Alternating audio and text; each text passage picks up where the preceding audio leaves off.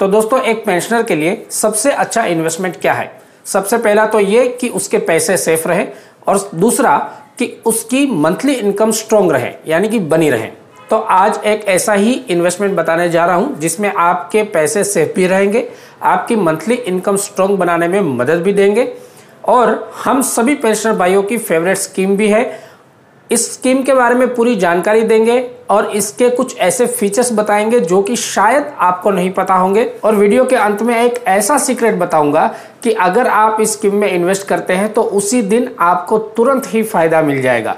तो वीडियो में अंत तक बने रहिएगा और इस वीडियो को अपने दोस्तों के साथ, अपने भाइयों के साथ शेयर कीजिएगा, ताकि हमारे सभी भाई अपनी हेल्थ के साथ में अपनी वेल्थ भी बना सके। तो सबसे पहले जानते हैं कि स्कीम में इन्वेस्ट करने के लिए एलिजिबिलिटी क्या क्या चाहिए, कौन कौन इस स्कीम में इन्वेस्ट करके फायदा उठा सकता है। तो सबसे पहले तो इसमें इन्वेस्ट करने वाला भारत का नागरिक होना चाहिए। सिंगल अकाउंट भी आप खुला सकते हो, जॉइंट अकाउंट भी आप खुला सकते हो। जॉइंट अकाउंट के रूप में आप 2 से 3 व्यक्तियों का जॉइंट अकाउंट इसमें ओपन करा सकते हैं। अगर कोई माइनर अकाउंट खुलाना चाहता है तो उसके पेरेंट्स के थ्रू उस माइनर का भी अकाउंट खुल सकता है, और अगर माइनर की उम्र 10 साल है तो वो खुद अपने नाम से भी अकाउंट खुला सकते हैं, यानी कि 10 साल की उम्र से ही आप इस स्कीम में इन्वेस्ट कर सकते हैं। ये भी एक बहुत बड़ा फायदा है।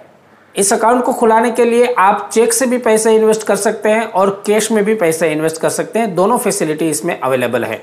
अब बात करते हैं कि पोस्ट ऑफिस की MIS में आप कितना पैसा इन्वेस्ट कर सकते हैं। तो मिनिमम 1000 रुपए से लेकर के मैक्सिमम 4.5 लाख रुपए, 4,50,000 रुपए एक व्यक्ति के नाम पर आप इन्वेस्ट कर सकते हैं। अगर मान लीजिए कि किसी केस में आपका जॉइंट अकाउंट है तो वहां पर शर्त यह है कि दोनों व्यक्तियों का जो इन्वेस्टमेंट है वो सेम होगा, यानी कि एक का 4.5 लाख, दूसरे का 4.5 लाख, और अगर 3 का है तो तीनों का सेम इन्वेस्टमेंट होगा।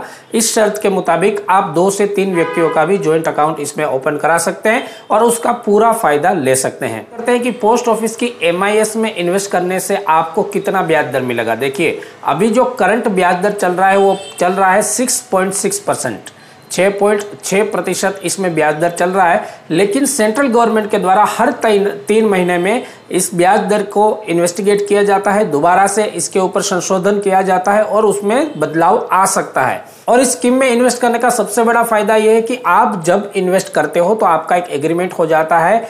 जिस ब्याज दर पर आपने इस स्कीम में इन्वेस्ट किया है, आपके 5 साल के टर्न्योर तक, यानी कि ये स्कीम 5 साल तक चलती है, 5 साल के टर्न्योर तक आपका जो ब्याज है वो सेम टू सेम आपको मिलता रहेगा। और MIS में, जैसे कि इसका नाम है मंथली इनकम स्कीम, इसी तरह से आपके इन्वेस्ट किए गए पैसों पर हर महीने आपको ब्याज मिलेगा। इस ब्याज को आप अपने पोस्ट ऑफिस के सेविंग अकाउंट में भी हर महीने जमा करा सकते हैं, और अगर आप चाहते हैं कि किसी अपने बैंक अकाउंट में इसको डायरेक्टली ट्रांसफर किया जाए तो वो भी आप करा सकते हैं। इसके लिए आपको अपनी बैंक की डिटेल, अकाउंट की डिटेल पहले से ही देनी होगी।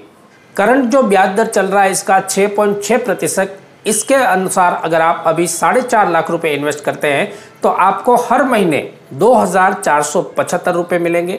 मान लीजिए कि जॉइंट अकाउंट में आपने 2 सदस्यों ने इन्वेस्ट किया है, 9 लाख रुपए का इन्वेस्टमेंट किया है, तो आपको हर महीने 4,950 रुपए मिलेंगे, और ये अगले 5 साल तक आपको मिलते रहेंगे। ये आपकी मर्जी है कि आप पोस्ट ऑफिस के सेविंग अकाउंट में इसको लेना चाहते हैं हर महीने, या फिर इसको आप हर महीने विड्रॉल करना चाहते हैं तब भी विड्रॉल कर सकते हैं, और किसी बैंक अकाउंट में आप ट्रांसफर कराना चाहते हैं तब भी करा सकते हैं।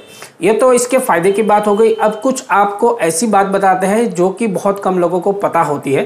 एक्चुअल में होता क्या है कि पोस्ट ऑफिस के कुछ नियुक्त एजेंट होते हैं, उन एजेंट के थ्रू अगर आप इनमें इन्वेस्ट कराते हैं तो कुछ चीज़ें ऐसी होती है जो आपको नहीं बताते हैं, हम आपको वो चीज़ें बता देते हैं। देखिए, MIS मंथली इनकम स्कीम में अगर आप इन्वेस्ट करते हैं तो इसमें आपके लिए लोन की कोई सुविधा नहीं है। देखिए, आप एक पोस्ट ऑफिस से दूसरे पोस्ट ऑफिस में अपना अकाउंट ट्रांसफर करा सकते हैं बहुत ही इजीली, लेकिन अगर आपने किसी माइनर के नाम पर अकाउंट खुला हुआ है और उसकी एज 18 साल पूरी हो जाती है तो उसका अकाउंट मेजर में आपको ट्रांसफर कराना होगा। मान लीजिए कि आपको अगर बीच में कहीं ऐसी परिस्थिति आ गई कि आपको सडनली पैसों की ज़रूरत है, तो इस अकाउंट में से 1 साल पूरा होने से पहले आप विड्रॉल नहीं करा सकते हैं। दूसरी चीज, अगर 1 साल खत्म हो गया है और 3 साल से कम आपका पीरियड हुआ है, बीच का पीरियड है, तो आप अगर विड्रॉल करना चाहते हैं तो आपके कुल टोटल इन्वेस्टेड जो अमाउंट है उसके ऊपर से 2% का डेडिकेशन किया जाएगा, 2% की राशि काटी जाएगी। मान लीजिए कि 3 साल खत्म हो चुके हैं और 5 साल से कम है, तो इस दौरान अगर आप विड्रॉल करते हैं तो आपके कुल अमाउंट से 1% की राशि डेडिकेट की जाएगी, काटी जाएगी। और अगर किसी व्यक्ति ने MIS में इन्वेस्ट किया है और उसकी सडनली किसी घटना की वजह से डेथ हो जाती है तो उनको पूरे ब्याज के साथ में पैसा मिलेगा, उनके नॉमिनी को मिल जाएगा या उनके जो भी रिलेटिव है उनको ये पैसा मिल जाता है। और तकरीबन पोस्ट ऑफिस की जितनी भी स्कीमें होती है या आप जो भी इंश्योरेंस कराते हैं वहाँ पर एजेंट आपको हमेशा एक चीज़ बताते हैं कि इसमें आपको टैक्स का बेनिफिट मिलेगा। लेकिन दोस्तों MIS एक ऐसी स्कीम है जिसमें टैक्स से रिलेटेड आपको कोई बेनिफिट नहीं मिलता है। आपकी जो भी इनकम हुई है उसके ऊपर टैक्स लागू है, आपको टैक्स देना होगा।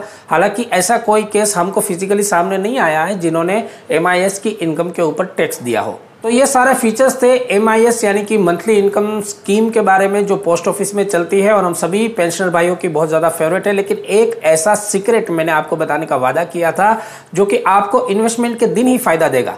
तो दोस्तों मैं बता देता हूं कि जब भी आप पोस्ट ऑफिस में इन्वेस्ट करते हैं तो एक तरीका तो होता है कि आप सीधा पोस्ट ऑफिस में जाएंगे और पोस्ट ऑफिस के कर्मचारी से मिलेंगे और आपको जो भी स्कीम है उसमें आप इन्वेस्ट कर देते हैं, उसमें आपको कोई भी फायदा नहीं मिलता है। लेकिन पोस्ट ऑफिस के कुछ रजिस्टर्ड एजेंट होते हैं, उन एजेंट के द्वारा अगर आप किसी भी स्कीम में इन्वेस्ट करते हैं तो उन एजेंट को 1.5 से 2% का कमीशन मिलता है इन्वेस्ट की गई राशि के ऊपर। तो आपने जब भी इन्वेस्ट करना है डायरेक्टली पोस्ट ऑफिस से इन्वेस्ट नहीं करना है, बल्कि किसी पोस्ट ऑफिस के रजिस्टर्ड एजेंट के पास जाके इन्वेस्ट करना है। अगर उनको 1.5% कमीशन मिल रहा है तो उसका आधा कमीशन वो आपको डायरेक्टली दे देते हैं, क्योंकि आप खुद चलकर कस्टमर बनकर उनके पास आए हैं तो उनको डायरेक्टली इनकम हो रही है। अगर आप उनको बोलते हैं तो वो आपके इन्वेस्ट की गई हुई राशि पर उनको मिलने वाला जो कमीशन है उसमें से आधा कमीशन आपको दे देते हैं। तो जिस दिन आप इन्वेस्टमेंट कर रहे हो उसी दिन आपको 3-4 हज़ार रुपये का फायदा हो जाता है। तो फायदे की बात होगी ना, तो इसी बात पर एक लाइक कर दीजिए और इस वीडियो को अपने सभी भाइयों के साथ शेयर कीजिएगा। चैनल में नए हो तो सब्सक्राइब कीजिएगा। इस वीडियो में इतना ही। जय हिंद, नमस्कार।